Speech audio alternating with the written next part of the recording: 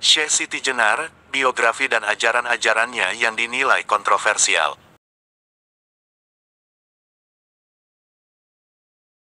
Assalamualaikum warahmatullahi wabarakatuh. Kali ini Edi Karyanto akan berbagi kisah Syekh Siti Jenar, biografi dan ajaran-ajarannya yang dinilai kontroversial, yang dilansir detik.com oleh Saniyah. Mari simak selengkapnya. Nama Syekh Siti Jenar mungkin terdengar tidak asing di kalangan umat muslim Indonesia yang mendalami dunia tasawuf. Syekh Siti Jenar merupakan seorang tokoh sufi di tanah Jawa abad ke-16 yang dianggap kontroversial. Terlepas dari ajarannya yang dianggap tak sejalan dengan Wali Songo, nyatanya Syekh Siti Jenar turut andil dalam penyebaran agama Islam di Pulau Jawa. Kelahiran dan silsilah Syekh Siti Jenar. Sejarah Syekh Siti Jenar pada dasarnya masih simpang siur. Namun, dikutip dari buku biografi lengkap Syekh Siti Jenar oleh Sartono Hadisuwarno, Syekh Siti Jenar sebenarnya merupakan putra dari seorang ulama di Malaka bernama Syekh Datuk Soleh.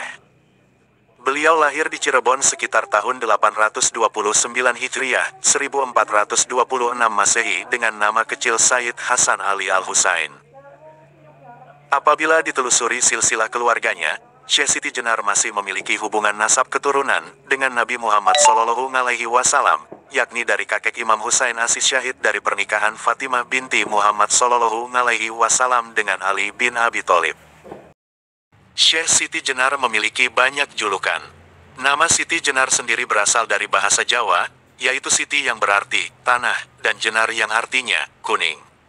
Adapun julukan lain dari Syekh Siti Jenar yakni Sunan Jepara, Siti Brit, dan Syekh Lemah Abang. Nama Lemah Abang diberikan karena Syekh Siti Jenar pernah tinggal di Dusun Lemah Abang, Kecamatan Keling. Menginjak dewasa, barulah ia memiliki gelar Syekh Abdul Jalil atau Raden Abdul Jalil. Masa kecil dan pendidikan Syekh Siti Jenar. Syekh Datuk Soleh wafat saat Syekh Siti Jenar berusia sekitar 2 bulan. Semenjak itu, beliau diasuh oleh ibunya dengan dibantu Ki Danusela dan Pangeran Walang Sungsang yang belajar di pesantren Giri Amparan Jati. Syekh Siti Jenar pun tumbuh dewasa di lingkungan pesantren Giri Amparan Jati. Di sana, beliau belajar ilmu-ilmu Al-Quran. Bahkan, Syekh Siti Jenar diketahui telah berhasil menghafalkan Al-Quran di usianya yang ke-8 tahun. Kemudian, sekitar tahun 1446 Masehi, Syekh Siti Jenar keluar dari pesantren tersebut dan mulai berniat mendalami ilmu kemakrifatan sufi. Makrifat bisa disebut sebagai ilmu dalam mengenal Allah lebih jauh dengan sepenuh hati. Menyebarkan ajaran Islam di tanah Jawa. Selepas perjalanannya belajar ilmu kemakrifatan, Syekh Siti Jenar kembali ke tempat masa kecilnya, yaitu pesantren Giri Amparan Jati. Di sana, ia tinggal bersama sepupunya, Syekh Datuk Kahfi. Syekh Siti Jenar kemudian menyebarkan agama Islam di Giri Amparan Jati menggantikan Syekh Datuk Kahfi. Ia mendapatkan banyak pengikut dari berbagai golongan. Setelahnya, ia mendirikan sebuah pondok pesantren di Dukuh Lemah Abang, Cirebon. Dalam usahanya menyebarkan Islam di Pulau Jawa, Syekh Siti Jenar memberikan 6 ajaran, yaitu ajaran tentang manusia, ruh ilahiyah, manusia luhur, manusia sebagai wakil Allah, ajaran melebur dengan Allah, dan meninggalkan nafsu badaniyah. Kontroversi Syekh Siti Jenar. Setelah resmi menggantikan Syekh Datuk Kahfi sebagai pengasuh pesantren Giri Amparan Jati, Syekh Siti Jenar mulai memberikan doktrin-doktrin kepada santrinya untuk mengikuti ajarannya. Semakin lama, ajaran Syekh Siti Jenar dianggap semakin kontroversial lantaran ia memiliki perbedaan pendapat dengan para wali songo dan tokoh Islam pada saat itu. Dalam sebuah pertemuan yang digelar di Istana Argapura Gresik, Syekh Siti Jenar mengemukakan pendapatnya tentang ketuhanan. Menurutnya, beribadah kepada Allah Subhanahu wa Ta'ala pada dasarnya sama dengan Allah. Ia juga menambahkan bahwa hamba yang memiliki kuasa dan menghukum juga hamba. Pendapat Syekh Siti Jenar ini kemudian ditentang oleh sejumlah wali dan tokoh Islam yang hadir. Mereka menganggap bahwa Syekh Siti Jenar telah menyamakan dirinya dengan Tuhan.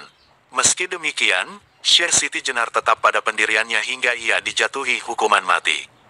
Ajaran Syekh Siti Jenar yang kontroversial. Syekh Siti Jenar dikenal sebagai sosok yang kontroversial dalam ajarannya. Dikutip dari sebuah tulisan berjudul Syekh Siti Jenar, Pemikiran dan Ajarannya, 2014 oleh Saidun Derani. Berikut 7 pemikiran Syekh Siti Jenar yang membahas Tuhan, manusia, dan kehidupan. 1. Tuhan menurut Siti Jenar. Pemikiran Syekh Siti Jenar tentang Tuhan berkaitan dengan konsep manunggaling kaula Gusti, yang menjelaskan hubungan manusia dengan Tuhan, sesama manusia, dan lingkungan. Dalam konsep tersebut, manusia dipandang sebagai manifestasi zat Tuhan. 2. Manusia menurut Siti Jenar. Pandangan Syekh Siti Jenar mengenai manusia, yaitu setiap individu memiliki fitrah keagungan dan kemuliaan yang disebut sebagai adi manusia, al-insan al-kamil. Manusia diciptakan oleh Allah untuk menjadi wakilnya di bumi. 3. Jiwa menurut Siti Jenar. Menurut Syekh Siti Jenar, jiwa merupakan suara hati nurani yang menjadi ekspresi dari zat Tuhan. Sebab itu, jiwa menjadi ungkapan kehendak Tuhan yang harus dipatuhi dan diikuti. 4. Alam semesta menurut Siti Jenar. Syekh Siti Jenar memandang alam semesta sebagai makrokosmos jagat besar yang setara dengan mikrokosmos manusia. Menurutnya, manusia dan alam semesta tidaklah kekal, fana, yang kemudian akan mengalami kerusakan. 5. Akal menurut Siti Jenar. Akal menurut Syekh Siti Jenar bekerja dengan intuisi, yang mempengaruhi tata aturan formal syariah. Pandangan ini menekankan akal sebagai pedoman hidup. Namun di sisi lain, ia merujuk pada kehendak dan angan-angan yang menurutnya tidak dapat dipercaya kebenarannya.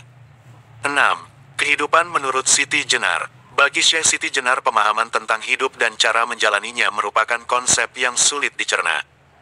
Pemikiran ini berkaitan dengan kebenaran intuitif sebagai dasar perilaku manusia, yang hanya dapat diperoleh melalui pencapaian kesadaran diri. 7. Tindakan manusia menurut Siti Jenar. Tindakan manusia menurut pandangan Syekh Siti Jenar merupakan kehendak Tuhan yang sejalan dengan pandangan Jabariyah. Namun, ia juga menyatakan bahwa jika Allah hadir bersama manusia, manusia akan bertindak dengan baik. Manusia akan membersihkan diri dari kehidupan yang terkontaminasi dengan hawa nafsu. Demikian kisah Syekh Siti Jenar. Semoga bermanfaat. Akhirnya, wassalamualaikum warahmatullahi wabarakatuh. Jangan lupa like, komen, dan subscribe.